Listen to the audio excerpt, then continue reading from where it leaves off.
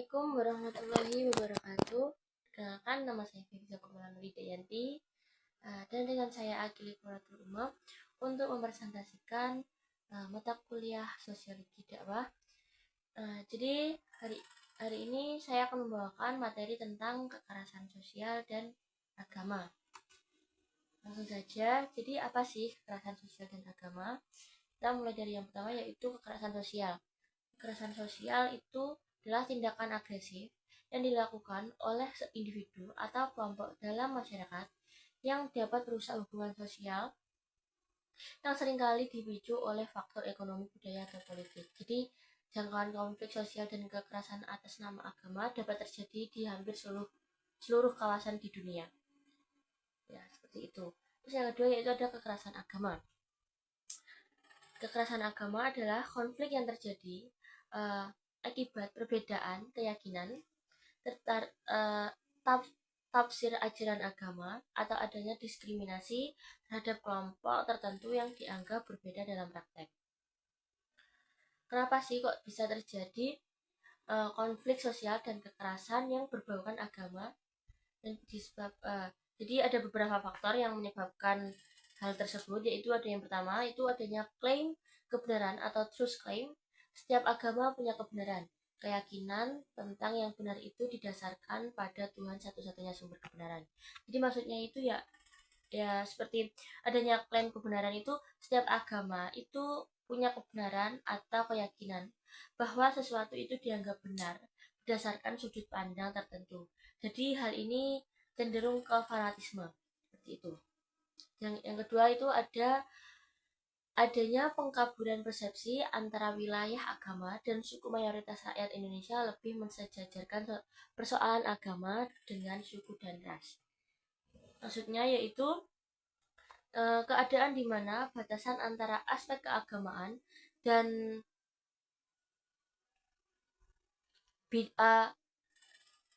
itu lainnya itu seperti bidang lain seperti politik, budaya, dan lain-lain itu menjadi tidak jelas. Contoh misal seperti ketika agama digunakan sebagai alat politik. Pemanfaatan simbol agama dalam kampanye politik itu untuk menarik dukungan, padahal kebijakan yang dibuat itu belum tentu mencerminkan agama tersebut. Seperti itu. Terus yang ketiga itu ada doktrin jihad dan kurangnya sikap toleran dalam kehidupan beragama. Sebagian tokoh agama itu sering kali mencela sikap sempit dan tidak toleran pada orang lain yang ingin menganiayanya. Pada sisi lain, mereka sendiri mempertahankan hak dengan cara memaksa dan menyerang orang yang dianggap penyimpang. Seperti itu. Terus untuk yang keempat itu ada minimnya pemahaman terhadap ideologi pluralisme. Apa sih yang dimaksud dimaksud dengan minimnya pemahaman terhadap ideologi pluralisme? Yaitu kurangnya kesadaran dan pemahaman masyarakat tentang konsep keberagaman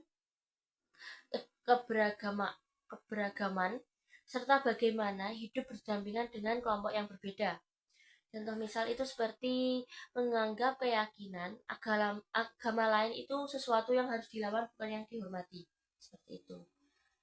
Ini seperti yang pertama, seperti adanya klaim kebenaran itu hampir sama. Jadi ini cenderung lebih ke fanatisme seperti itu. Selanjutnya yaitu konflik sosial. Jadi konflik sosial itu ya tadi seperti yang sudah saya katakan tadi yang di awal, itu munculnya berbagai konflik sosial yang terjadi di masyarakat ini disebabkan oleh berbagai faktor. Menurut Karl Marx, konflik sosial yang terjadi pada masyarakat disebabkan oleh faktor ekonomi, sedangkan menurut Max Weber, konflik sosial yang terjadi di masyarakat tidak hanya disebabkan oleh faktor ekonomi, melainkan juga disebabkan oleh faktor ideologi, kekuasaan, dan bahkan agama. Seperti itu. Jadi kesimpulan dari hal ini yaitu sebagai gejala sosial, konflik akan selalu ada pada setiap masyarakat. Karena antagonisme atau perbedaan menjadi ciri dan penunjang terbentuknya masyarakat. Para sosiolog menyebutkan bahwa perbedaan sosial seperti perbedaan agama, budaya, ekonomi, bahkan politik tidak mungkin bisa dihindari. Konflik sosial yang mengatasnamakan agama merupakan sebuah realitas sosial. Konflik sosial berdasarkan agama tidak jarang diikuti dengan tindakan kekerasan. Munculnya konflik yang mengatasnamakan agama dilatar belakangi oleh beberapa faktor, seperti adanya klaim kebenaran, rendahnya pemahaman keagamaan, terus adanya doktrin-doktrin yang provokatif, dan pemahaman pluralisme yang rendah, seperti itu. Untuk selanjutnya, materi yang akan dijelaskan oleh rekan saya yaitu Mas Adi Korutul Umar. Bismillahirrahmanirrahim. Saya akan melanjutkan materi dari anggota kelompok saya, yaitu Mbak Risa. Kita akan membahas mengenai dakwah sebagai sistem perdamaian agama dan bernegara. Jadi Indonesia sebagai negara dengan keberagaman sosial dan kultural memiliki tantangan tersendiri dalam mencapai kemajuan dan kesatuan bangsa.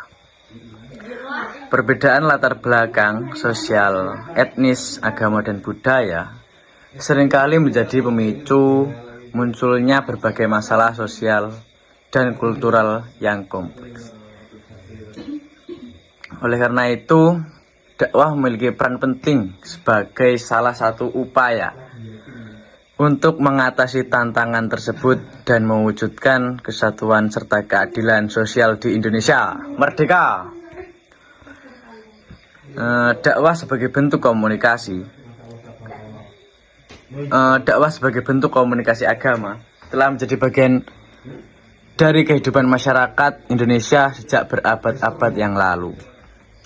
Ia telah menyatu dalam tatanan budaya dan sosial masyarakat, mempengaruhi pandangan hidup, dan memberikan arah spiritual bagi individu dan komunitas.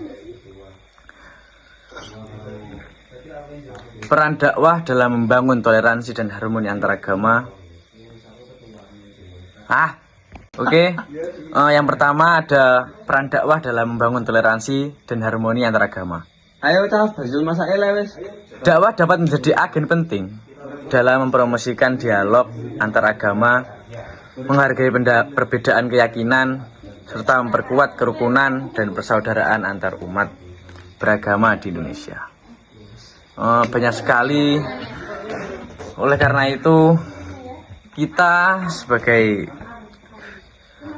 umat muslim harus mengajarkan hal-hal yang baik agar terjadinya hubungan antar agama saling rukun. Bukannya videonya miring. Yang kedua, dakwah sebagai sarana penyebarluasan nilai-nilai keadilan sosial. Dakwah memiliki peran penting dalam menyebarkan nilai-nilai keadilan sosial di masyarakat melalui penyampaian ajaran Islam yang berlandaskan keadilan. Dakwah dapat mengatasi tantangan sosial seperti kesenjangan ekonomi, ketidakadilan dalam sistem hukum, dan penindasan terhadap kelompok. Hal ini dilakukan melalui penyampaian ajaran Islam yang berlandaskan pada prinsip keadilan.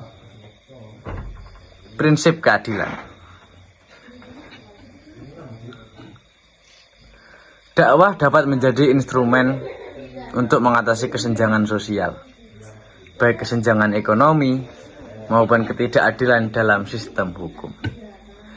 Melalui dakwah, pesan-pesan keadilan dapat diteruskan kepada masyarakat sehingga diharapkan dapat mereduksi kesenjangan dan penindasan terhadap kelompok dalam masyarakat. Dan yang terakhir, dakwah dalam mengatasi konflik sosial. Dakwah dapat berperan sebagai jembatan perdamaian dalam mengatasi konflik sosial yang sering terjadi akibat perbedaan sosial, etnis, dan agama. Melalui pendekatan dialog, dakwah dapat mempromosikan pemahaman toleransi dan kerukunan antar individu dan kelompok. Intinya, pemahaman terhadap masyarakat adalah kunci.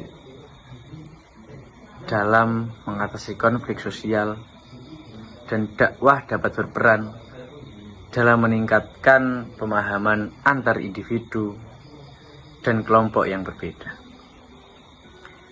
Melalui dakwah inilah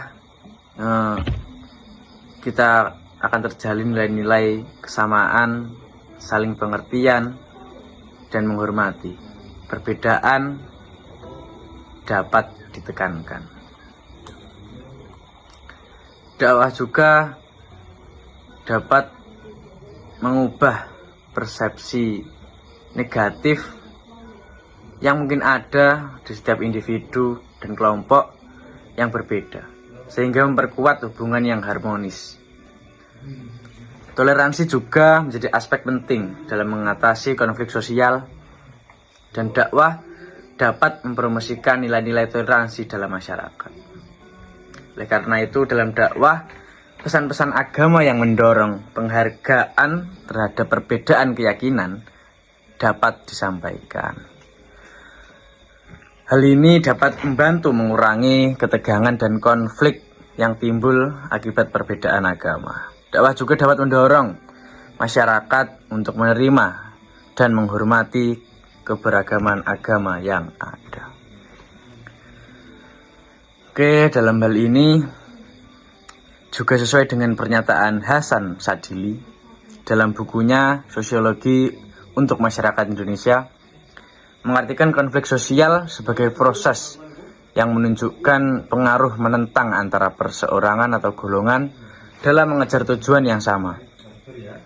Dalam hal ini juga sesuai dengan pernyataan Hasan Sadili, dakwah yang mengedepankan nilai-nilai kesamaan, saling pengertian, dan menghormati perbedaan dapat menghormati perbedaan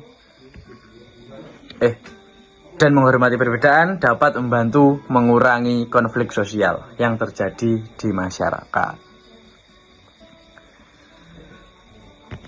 Oke, ya kita sebagai umat muslim, bagaimana konsep dakwah itu kita harus meneladani Rasulullah SAW.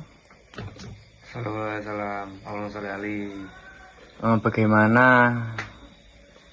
Rasulullah menyebarkan dakwah yang santun dan menerapkan ajaran agama dalam kehidupan sehari-hari. Maka dari itu, jangan hanya kita lakukan saat hal-hal tertentu saja, namun kita lakukan dalam kehidupan sehari-hari. Menghormati agama yang lain, kelompok-kelompok yang lain, bahkan organisasi yang lain. Melalui dakwah pun kita harus menjadikannya rukun. Oke, ini yang terakhir ya. Jadi itu tadi, dakwah dapat menjadi perdamaian agama dan bernegara itu bisa melalui pesan kedamaian, toleransi, dan kerjasama antar umat beragama. Cara wujudnya gimana? Cara mewujudkannya gimana? Ya, yang pertama itu bisa menumbuhkan sikap toleransi, tidak saling menjatuhkan, menjalin kebersamaan, kita melakukan dialog antar kelompok agama yang berbeda. Dan yang paling penting, menunjukkan tindakan sehari-hari, mulai dari tidak mengucilkan dan tidak membedakan, sampai menunjukkan sikap toleransi. Oleh karena itu, kita sebagai umat muslim harus pandai-pandai dalam menyikapi hal tertentu, karena yang kecil bisa menjadi besar, yang besar juga bisa menjadi kecil. Oke. Makasih. Dah.